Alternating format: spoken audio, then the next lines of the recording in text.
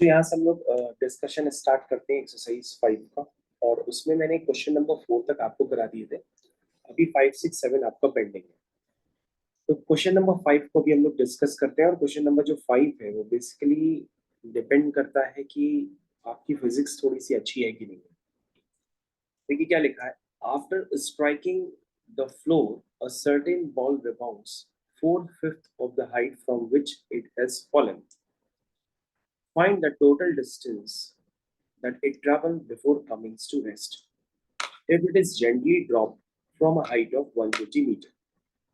तो बच्चों, ये मैंने एक बॉल बना दी और बॉल को जेंटली मतलब बिल्कुल आराम से ड्रॉप किया गया। ड्रॉप करने का मतलब इनिशियल वेलोसिटी 0 होती है। और बच्चों, जिस हाइट से ड्रॉप किया गया वो हाइट है इसकी 120 मीटर। अब बच्चों यहाँ पर सारे बच्चे क्वेश्चंस कर लेते हैं, लेकिन बच्चों इसमें अमूमन एक कॉमन मिस्टेक भी होती है। जब ये बॉल को मैंने जेंटली ड्रॉप किया तो सबसे पहले इसने कितनी डिस्टेंस ट्रेवल की, 120 मीटर। उसके बाद इसने ग्राउंड पे स्ट्राइक किया सेम बॉल। तो ग्राउंड पे स्ट्राइक करने के बाद ये बॉल कितना ऊपर गई है, ये बॉल ऊपर गई है जो 4/5 ऑफ द हाइट थी उतना ऊपर गई है। मतलब 120 मीटर से गिराया गया था ओरिजिनली उसको, तो उसका 4/5 अब वो ऊपर गई है। यानी जब बॉल नीचे से ऊपर जाएगी टकराने के बाद तो ये कितनी डिस्टेंस ट्रेवल करेगी, 4/5 ऑफ द 120 मीटर। ये बात सबको समझ में आई? आई समझ में? लेकिन बच्चों, ये 4/5 हाइट टकरा करके ऊपर गई, तो बच्चों ये भी तो आपको पता होना चाहिए ना कि ये फिर से ऊपर से उतनी ही हाइट, मतलब जितनी हाइट ये ऊपर गई थी उतनी ही हाइट ये नीचे भी तो आएगी। तो ये बात समझ में आती है? यानी जितनी हाइट इसने ऊपर की तरफ ट्रैवल की उतनी हाइट ही नीचे की तरफ भी ट्रैवल करेगा। तो बच्चों आपको यहाँ क्या मल्टीप्लाई करना पड़ेगा, 2 प्लस। अब बच्चों ये जितनी भी हाइट थी, ये जितनी भी हाइट इसने ट्रैवल की, ये हाइट कितनी है? तुम कहोगे सर 4/5 ऑफ 120। हमने कहा इसको सॉल्व कर लो, 96। अब बच्चों ये 96 मीटर की इसने डिस्टेंस ट्रेवल की है। ध्यान दो बच्चों, अब ये बॉल नीचे आ गई और नीचे आने के बाद ये वापस ऊपर जाएगी। लेकिन कितना ऊपर जाएगी बच्चों? ये 4/5 ऑफ 96 जाएगी। क्या बात समझ पाए? तो बच्चों 96 बेसिकली क्या था? 96 ये था।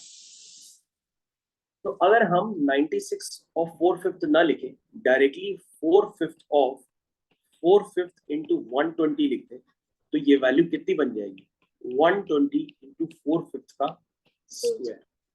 ये बात समझ में? तो बच्चों ये इतनी ही डिस्टेंस ये बॉल कहाँ जाएगी, ऊपर जाएगी। फिर इतनी ही डिस्टेंस ये बॉल नीचे भी आएगी। कितनी? 120 इंटू 4/5 का स्क्वायर। और इसमें आपको क्या मल्टीप्लाई करना पड़ेगा, 2।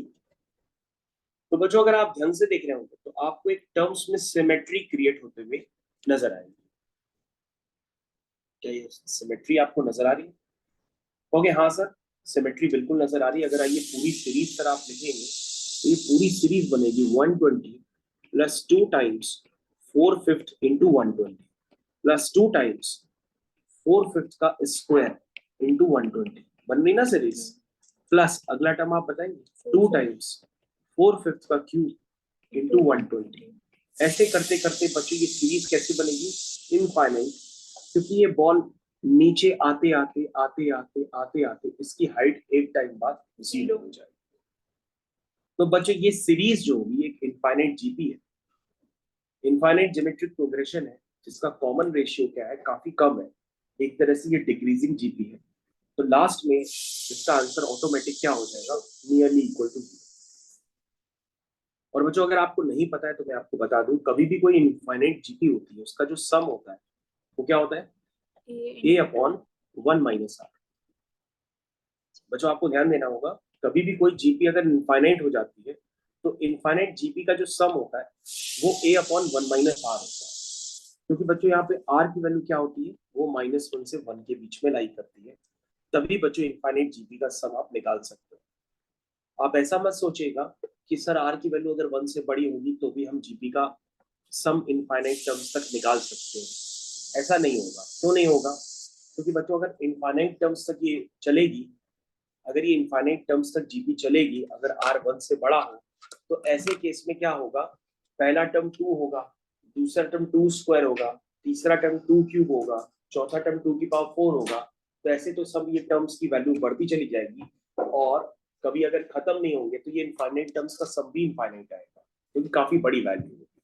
इसलिए बच्चों आर की रेशियो, आर जो रेशियो होता है अगर वो 1 से बड़ा हो गया, तो ऐसे केस में इनफाइनाइट टर्म्स का सम नहीं निकाल सकते। इनफाइनाइट टर्म्स का सम तभी निकाल सकते हैं जब आर की वैल्यू फ्रैक्शन, जैसे 1/2 1/3 या -1/2 -1/3, तो ये वैल्यूज कहाँ से होंगी, -1 से 1 के बीच में ही लाई करती है। तो बच्चों इनफाइनाइट जीपी का जो सम होता है वो a/1 - r होता है, आप इसको याद कर लीजिए। अब बच्चों आपको इस सीरीज का सम निकालना है, तो क्या करोगे सर, ये 120 है, सर इस पूरे में क्या कॉमन है वो आप बता सकते हैं? हम कहेंगे बेटा पूरे में कॉमन है 2 × 120। सर कुछ और ले लें? नहीं बेटा, यहाँ पे भी छोड़ सकते हो, या 4/5 भी कॉमन ले सकते थे, नहीं लिया तो कोई बात नहीं, ये सीरीज चल रहा है।